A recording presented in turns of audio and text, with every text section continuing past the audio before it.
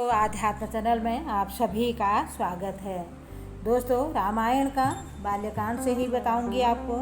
क्या विष्णु भगवान और शिव भगवान दोनों विमुख थे, एक दूसरे के अलग थे।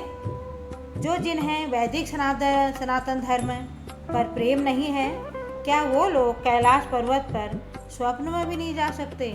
क्या है इसके पीछे शिव भगवान जी की महिमा, क्या कहते हैं, उसी के बारे में बताऊंगी। उसी कैलाश पर जब निरंतर कैलाश में जाते हैं तो सभी कालों में सुंदर लगने वाला एक विशाल वट वृक्ष है। तो वहाँ पर शीतल मंद सुगंध नामक 3 प्रकार की वायु के कारण उस वट वृक्ष की छाया सुखद और शीतल बनी रहती है। उसे वेदों में शिव विश्राम बिटप, शिव का विश्राम देने वाला वृक्ष उसको दिया कहा जाता है। तो सबके स्वामी और सहज समर्थन शिव जी एक बार उस वट वृक्ष के नीचे गए।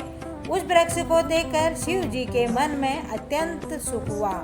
उस भगवत भजन सुख के परिणाम स्वरूप अपने हाथ से हाथियों के शत्रु बाघ का चर्म बिछाकर कृपालु शंकर जी सहज ही बिना कुछ सोचे विचारे वहाँ बैठ गए। तो शिव जी का शरीर कुंद पुष्प के समान सुगंधित था, श्वेत चंद्रमा के समान मधुर और आकर्षण प्रकाशमान तथा शंख के समान श्वेत और चिकना था। उनकी भुजाएं लंबी थी और वे मुनि वस्त्र को धारण रूप में पहने हुए थे।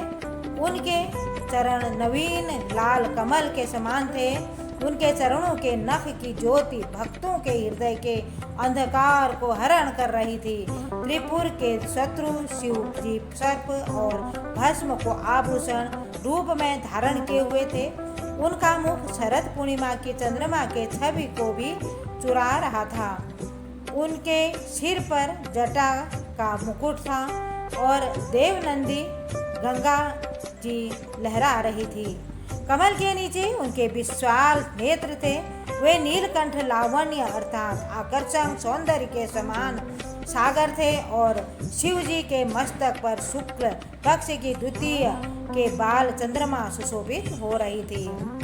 और कामदेव के शत्रु भगवान शिव जी वट वृक्ष के नीचे व्याघ्र के चर्म के आसन पर बैठे कैसे सुशोभित हो रहे हैं, जैसे शांत रस ने ही शरीर धारण कर लिया हो। भला अनुकूल अवसर जानकर भवानी अर्थात शिव जी की पत्नी माता पार्वती जी भगवान शंकर के पास गई। प्रिया को आई हुई समझकर शिव जी ने उनका बहुत आदर किया और श्री राम कथा कहकर संसार का क्लेश हरण करने वाले शिव जी ने पार्वती जी को बाएं भाग में आसन दिया। पार्वती जी प्रसन्न होकर शिव जी के अत्यंत समीप वाम भाग में जाकर बैठ गई। उनके चित्त पर पूर्व जन्म की कथा आ गई। अपने पति शिव जी के हृदय में स्वयं के प्रति अत्यंत प्रेम का अनुमान करके उमा जी विनम्रता पूर्वक हंसकर प्रिय लगने वाली वाणी बोली। जो कथा संपूर्ण लोगों का हित करती है, उसी श्री राम कथा को पर्वत पुत्री पार्वती जी शिव जी से पूछना चाहिए। पार्वती जी बोली, हे विश्वनाथ, हे मेरे नाथ, त्रिपुर के शत्रु शिव जी, आपकी महिमा तीनों लोकों में विदित है। जड़ चेतन नाग मनुष्य और देवता सभी आपके चरण कमलों के सेवा करते हैं। हे शिव जी, आप सबके स्वामी हैं और कुर्तम समर्थ संपूर्ण कलाओं और गुणों के मंदिर तथा योग ज्ञान और वैराग्य के समुद्र है।